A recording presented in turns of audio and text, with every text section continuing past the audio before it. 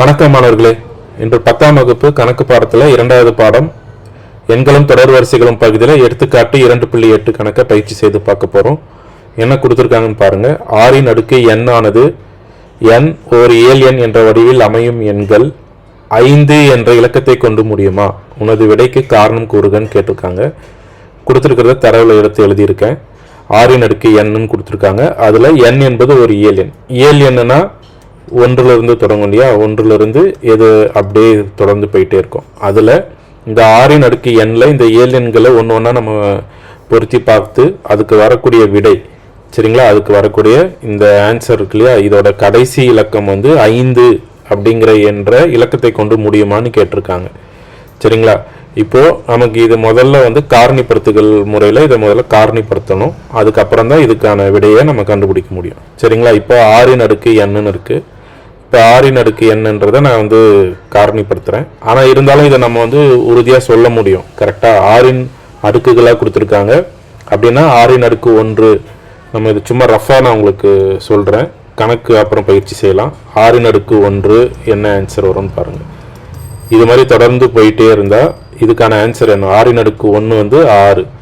ஆறின் அடுக்கு 2ன்றது 6 பெருக்கல் 6. அடுத்தது 6 பெருக்கல் 6 பெருக்கல் 6. கரெக்டாக? அப்போ இதற்கான விடை 6னே வந்துடும். இங்கே 36.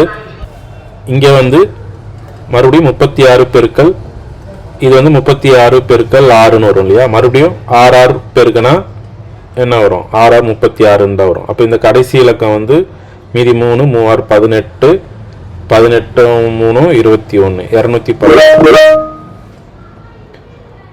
கரெக்டாக? அப்போ இதோட கடைசி இலக்கம் 6ன்னு வரும். இப்போ இது 6ஆம் வாய்ப்பாடு மாதிரியே இருக்கு இல்லையா? 1 6 6 2 6 12 3 6 18 4 6 24 5 6 30 6 6 36. இப்போ இது 6ஆம் வாய்ப்பாடோட அடுக்குகளாகவே போகுது இல்லையா? அப்போ 6 அந்த மாதிரி 6ஆம் வாய்ப்பாடுல பெருக்கிறப்போ பெருக்கல் 6ன்னு தானே வரப்போகுது எல்லாமே. புரியுதுங்களா? அப்போ 6ஆம் வாய்ப்பாட்டில் கண்டிப்பாக 5 என்ற எண் வருமானு பாருங்க. 5 என்ற எண் எப்போ வரும்? 5ஆம் வாய்ப்பாட்டில் மட்டும்தான் வரும்.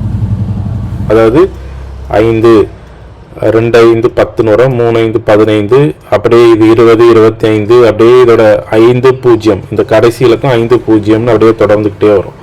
ஆனால் 6ஆம் வாய்ப்பாட்டில் வரும்போது 1 6 6 2 6 12ன்னு வரும் இல்லையா? 1 6 6 2 6 12ல் 2 வரும், 3 18 18ல் 8 வரும், 4 6 24ல் 4 வரும், 5 6 30. அப்போது இதில் பார்த்தீங்கன்னா 0 2 4 6 8 இதுதான் தொடர்ச்சியாக வந்துக்கிட்டே இருக்கும். 6ஆம் வாய்ப்பாடில் 5ஆம் வாய்ப்பாடில் 0 5 இதுதான் தொடர்ச்சியாக வந்துக்கிட்டு இருக்கும். கரெக்டாக? அப்போது இந்த எண்கள் கண்டிப்பாக 5ஐ கொண்டு முடியாது. இது நம்ம ரஃபாக சொல்லிடலாம். 6ஆம் வாய்ப்பாடில் 5 என்ற எண் வராதுன்ட்டு. ஏன்னா 6இன் அடுக்குன்னு தானே கொடுத்துருக்காங்க.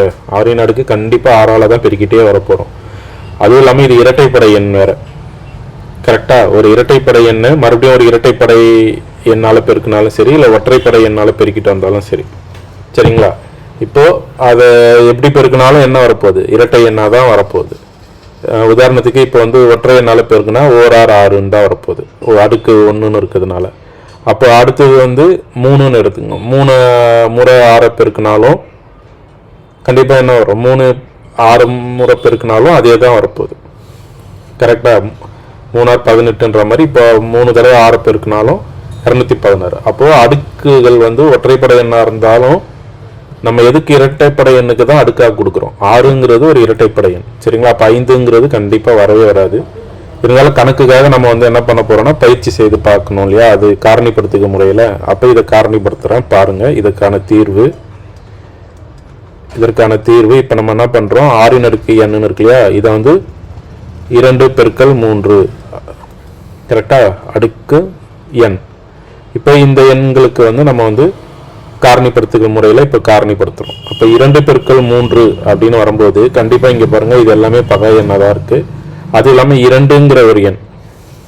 சரிங்களா? அப்போ 2ங்கிற எண்ணை நம்ம எத்தனை முறை பெருக்கினாலும் கண்டிப்பாக என்ன வரும்? இரட்டைப்படை எண்களாக தான் வரும். 2 கூட எந்த எண்ணை பெருக்கினாலும் இரட்டைப்படை எண்ணாக தான் வரும். அப்போ இரட்டைப்படை எண்ணுக்கு அதனோட அடுக்கு கண்டிப்பாக இரட்டைப்படை எண்ணாக தான் வரும். ஒற்றைப்படை எண்ணே வர்றதுக்கு வாய்ப்பு குறைவுன்னு இல்லை, வரவே வராது. சரிங்களா? அப்போ அதற்கான தீர்வை நம்ம இங்கே எழுதலாம். எப்படி எழுதலாம்னா, இப்போ இதில் இது எப்படி கொடுக்குறோன்னு பாருங்கள். இப்போ இதுக்கு வந்து 2 அடுக்கு n 3 அடுக்கு n 6 அடுக்கு nன்றது இது எப்படி எழுதிட்டு, இப்போ இதில் பார்த்தீங்கன்னா இப்போ நான் இதில் சொன்னேன் இல்லையா, 2 என்பது ஒரு காரணி. கரெக்டா?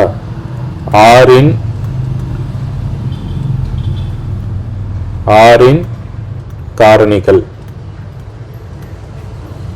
என்னது? 2 பெருக்கல் 3.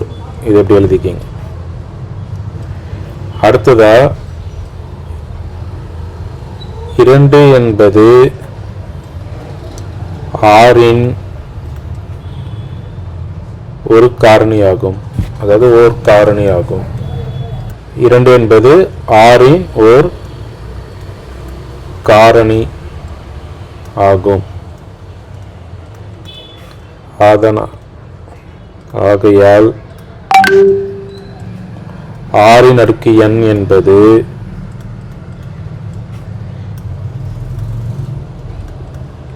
இரட்டைப்படை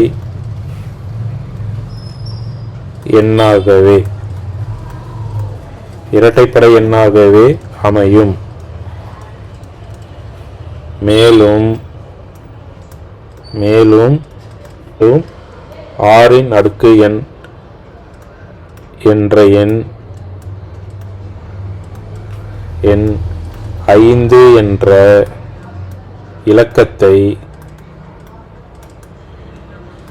இலக்கத்தை கொண்டு முடிய வாய்ப்பில்லை. ஏனெனில்